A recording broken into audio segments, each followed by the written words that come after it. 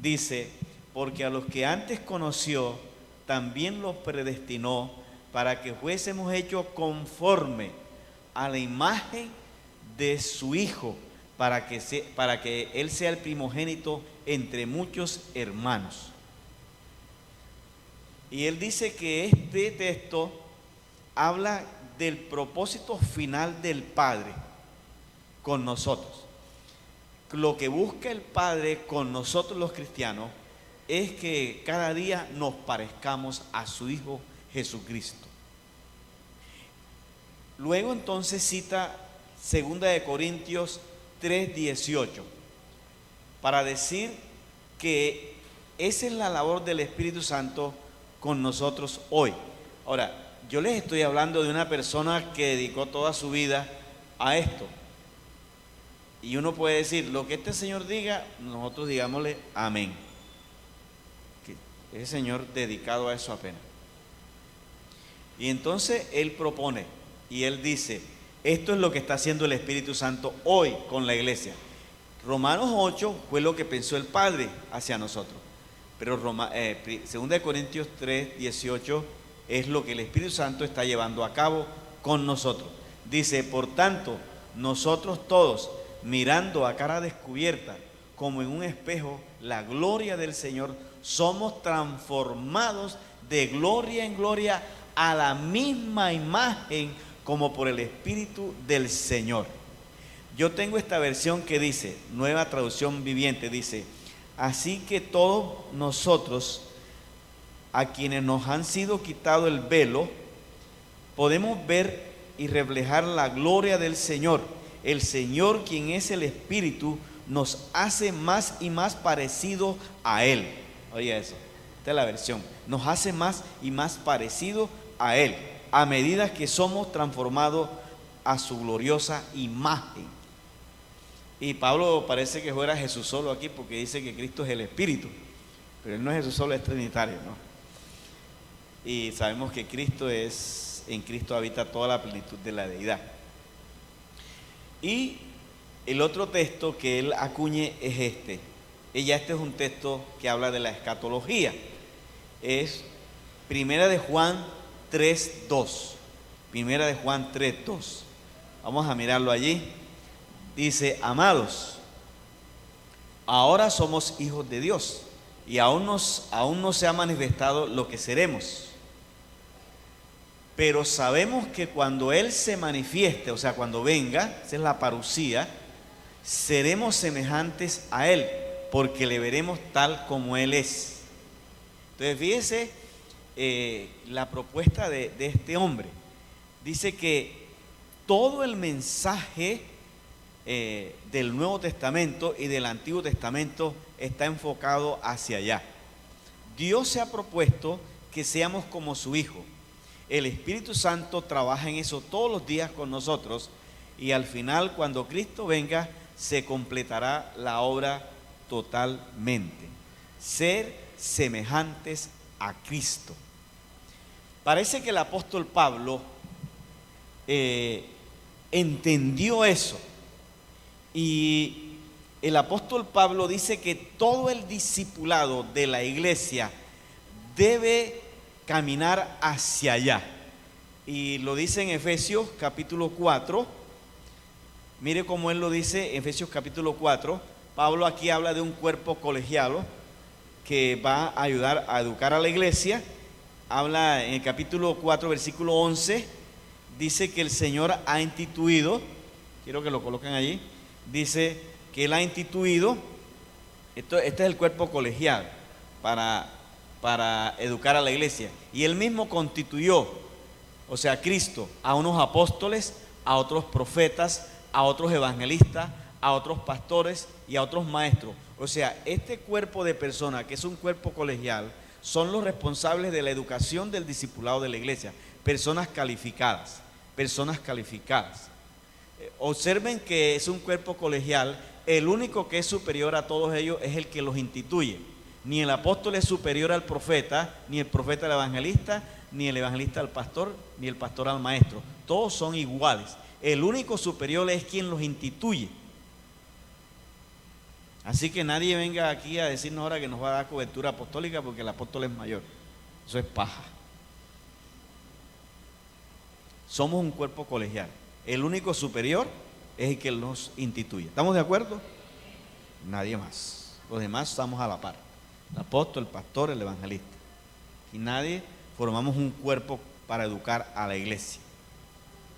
Hay gente por ahí con ese cuento, no, que el apóstol es el que da la cobertura. Ahí está. Hagas. El Señor Jesucristo ni se hizo llamar apóstol. ¿Qué fue lo que se hizo llamar él? Yo soy ¿qué? El buen pastor. Así lo dice en Juan capítulo 10, ¿cierto? Dice, yo soy el buen pastor. ¿Cuál era el título que le gustaba al Señor? Pastor. Y hoy hay unos líderes que creen que el título de pastor les queda muy pequeño. Le tienen que llamar todos como apóstol. Ahí está.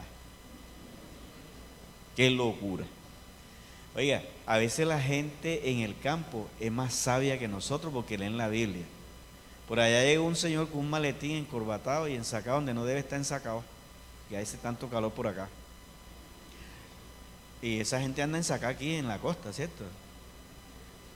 Y entonces llega con el maletín allá a una señora, y la señora, una campesina muy amable, una creyente.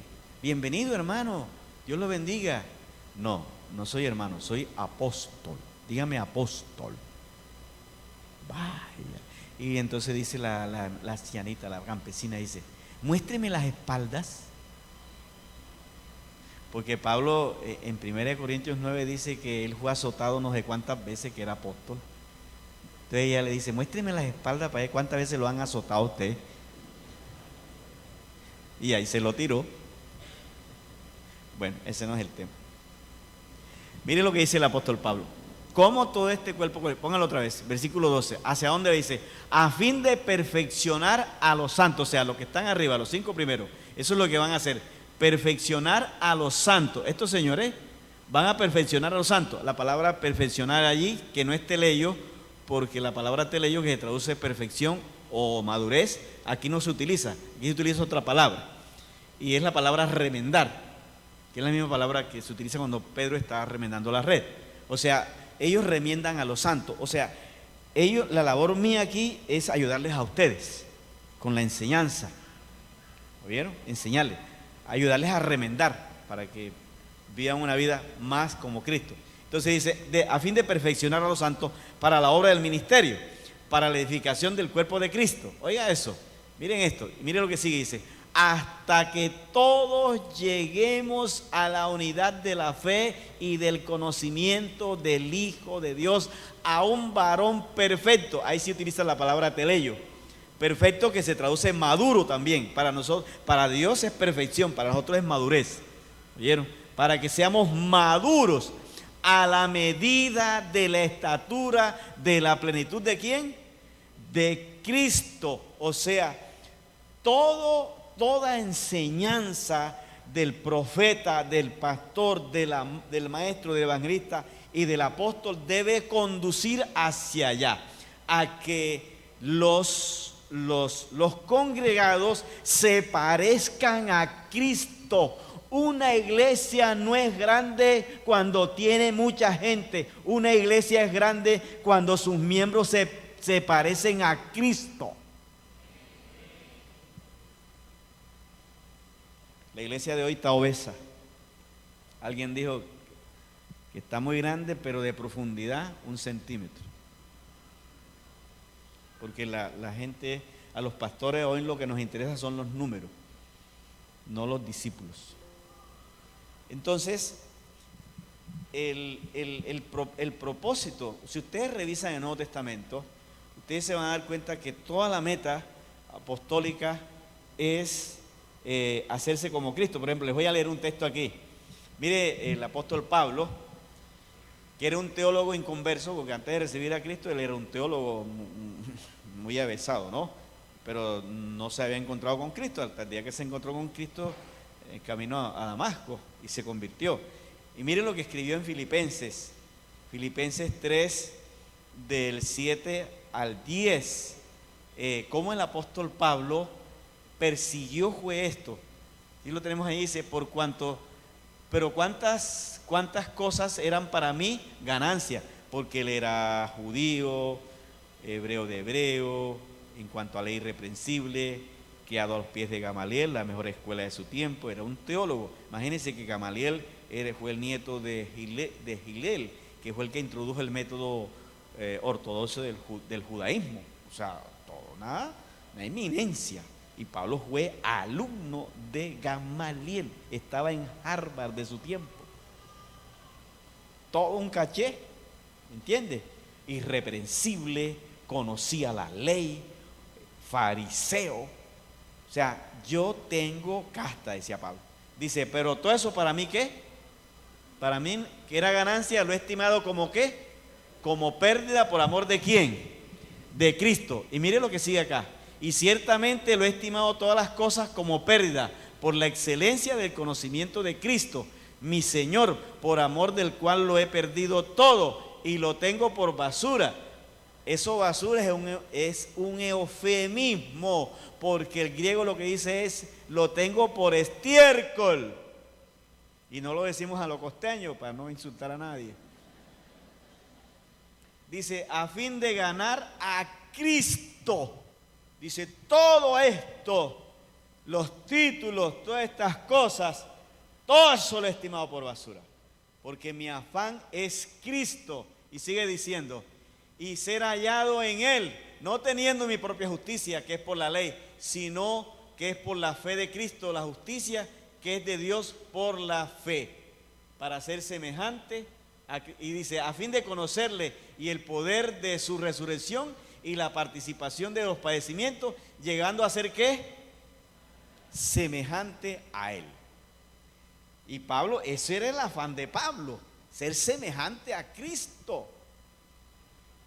Y Pablo después le escribe a los Gálatas en el 4:19, Gálatas 4:19 dice, hijitos, por quienes vuelvo a sentir dolores de parto hasta que Cristo sea formado en vosotros. Y en Colosenses 1:28 por allá, 29, dice, por lo cual lucho y trabajo, hablándoles, predicándoles, enseñando para formar a Cristo en vosotros y presentarlos a ustedes perfectos en Cristo. Pablo llegó también a decir esto en Gálatas 2:20, dice, ya no vivo yo, sino que vive ¿quién? Cristo en mí. Y lo que ahora hago, lo hago en la semejanza de Cristo. O sea, oiga lo que le voy a decir aquí, párenle bola. Yo sé que aquí hay muchachos que les gusta el ministerio. Y hay pelados que van a ser pastores acá. Y hay muchachas aquí que van a ser esposas de pastor.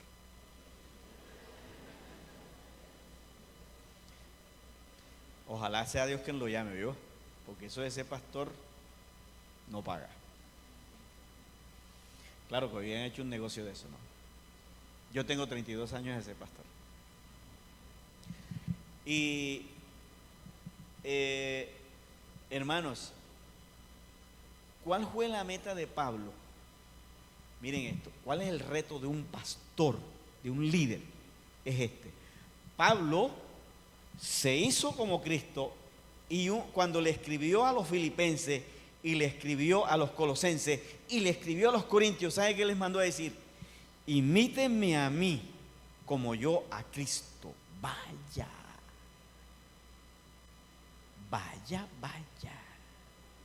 O sea, está diciendo, si ustedes hacen como hago yo, ustedes han hecho como ha hecho Cristo. O sea, que yo le diga eso a la iglesia, imítenme a mí y hacen como hizo Cristo. Ese es el reto más grande de un líder, mostrarle a su comunidad a Cristo en su vida. El reto de un pastor no es tener la iglesia más grande, ni tener el carro más bonito, ni tener los hijos en mejor los colegios. Esa no es la meta de un líder. El desafío de un líder es decirle a su congregación, mírenme a mí y miran a Cristo. Eso es. Lo que pasa es que esto lo han distorsionado tanto. Pero el fin es ser semejante a Cristo. Bueno, vamos a ver en qué es que vamos a ser semejantes a Cristo. Vamos a colocar Filipenses capítulo 2, versículo 5 al 11. ¿En qué es que vamos a ser semejantes a Cristo?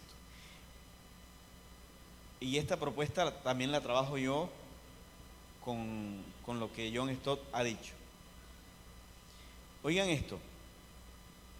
Miren lo que dice aquí. Haya pues en vosotros este sentir que también hubo en Cristo Jesús. Que también hubo en Cristo Jesús. Esa es una introducción. Ahora lo que ustedes van a ver aquí es un himno que la iglesia cantaba. Del versículo 6 hasta el versículo 11. Ese era un himno en dos estrofas. La primera estrofa iba del versículo 6 al 8. Y luego la otra estrofa iba del 9 al 11. La iglesia cantaba ese himno. Pablo lo conoció. En los primeros años de la iglesia, como la gente no sabía leer, solamente el 15% de la población era la que sabía leer, sobre todo los esclavos, porque a los esclavos se les obligaba a aprender a leer para que le leyeran a sus amos. Ese era el oficio de ellos, leerle a sus amos. Entonces ellos tenían que aprender a leer. Entonces la iglesia era analfabeta, porque lo más fuerte en eso no era la tradición escrita, sino la tradición oral. Todo se transmitía oralmente. Y este canto aparece, hay algo que se llama la fuente Q. La fuente Q son escritos que aparecieron antes de los evangelios y antes de las cartas. Lo primero que conoció la iglesia fue las cartas de Pablo y las cartas apostólicas. Los evangelios aparecieron después. Pero lo primero que la iglesia conoció fueron las cartas de Pablo. ¿Oyeron? Eso es lo primero que corrió por las iglesias escritas. Y Pablo hablaba de un Cristo, porque Pablo nunca habló de un Cristo de si nació o no nació, de dónde era. Y la gente oía a Pablo hablando porque Pablo conoció al Cristo resucitado en Damasco, y de ese era el Cristo que él hablaba. Pero usted lee en las cartas de Pablo, nunca hace referencia a Jesús. Entonces la iglesia empezó a preguntar, ¿pero quién es este Cristo? Entonces hubo que escribir los evangelios que narraran la vida de Cristo, para que se supiera de quién se estaba hablando. Pero antes de esos escritos, habían esas memorias escritas, y ahí estaban esos himnos. Yo vengo de Cartagena, estaba en el aniversario desde el miércoles a viernes en una iglesia, y prediqué sobre los 3 himnos. El que está en Filipenses, Pablo lo utiliza. El que está en Efesios capítulo 1 versículo 13 al 14 es otro himno, y el que está en Colosenses capítulo 1 versículo 15 al 20, ese es otro himno. Son himnos cristológicos. ¿Cuál era la función de los himnos? Educar al pueblo, hablarles de la doctrina, de lo que la iglesia creía. ¿Quién compuso esos himnos? No se sabe. Pablo coge este himno. Este himno destaca 3 cosas, si usted lo observa. Destaca la preexistencia del verbo, el cual siendo en forma de Dios. ¿Cristo es qué? ¿Cristo es qué? Repita conmigo, Cristo es Dios. ¿Ustedes creen que Cristo es Dios? Si usted no cree que Cristo es Dios, usted es testigo de Jehová. Cristo es Dios. Jehová. Cristo es Jehová. Yo no soy Jesús solo. Cristo es Dios. Mucho cuidado con eso. Vaya que Cristo es el que le hace los mandados a Dios. Cristo es Dios. Él es la imagen del Dios invisible. El creador y sustentador de todas las cosas, dice el himno de Colosenses. Dios. Y yo estaba predicando desde allá en allá que Él hizo todo, dice que hizo lo invisible y las visibles, sean tronos, sean dominios, sean potestades. O sea, Cristo, el diablo le debe su existencia a Él y el diablo depende de Él. El día que Cristo se niegue a que el diablo exista, el diablo deja de existir, y los demonios. Los demonios le deben la existencia a Cristo. Ustedes nunca se pongan a pensar que el diablo es el contrario de Cristo. Ese dualismo no es verdad. Sáquense eso de la cabeza. Cristo es Dios, lo demás es creación. Vaya y venga. Sáquense eso de la cabeza, pensar que el diablo es el contrario de Cristo. No, señor. El diablo es creación. Cristo es Dios. Dile que está a tu lado: ¿oíste? Lean bien. Lean bien. Porque eso a veces no nos deja madurar como cristianos. Ahora, Cristo no fue creado, Cristo es engendrado. Y ahora lo vamos a ver. Entonces el himno destaca, dice: el cual siendo en forma de Dios, no estimó el ser igual a Dios como cosa que aferrarse. Y dice lo que sigue, mire lo que sigue: sino que se despojó a sí mismo. Ay, ya, qué belleza. Dios se despoja, la palabra kenosis, vaciarse, dejar su gloria sin dejar su divinidad. Eso es diferente. Deja su gloria, se despoja. Se mete en un cuerpo, ya es omnipresente. Se mete en un cuerpo, ya no es omnipotente. Se mete en un cuerpo, ya no es omnisapiente. Deja su gloria. Es Dios.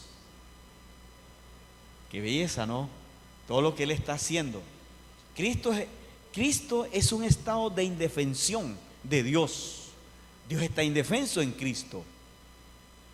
Cristo es la traducción humana de una realidad divina que nunca habíamos visto. Y se hace hombre, se despoja y asume la condición de hombre. Dice: sino que se despojó a sí mismo tomando forma de siervo, hecho semejante ¿a qué? A los hombres. ¿Cómo quedó Cristo? ¿En semejanza de qué? De ser humano. El Dios sustentador ahora se pega de los pechos de María para sustentarse. ¡Qué belleza!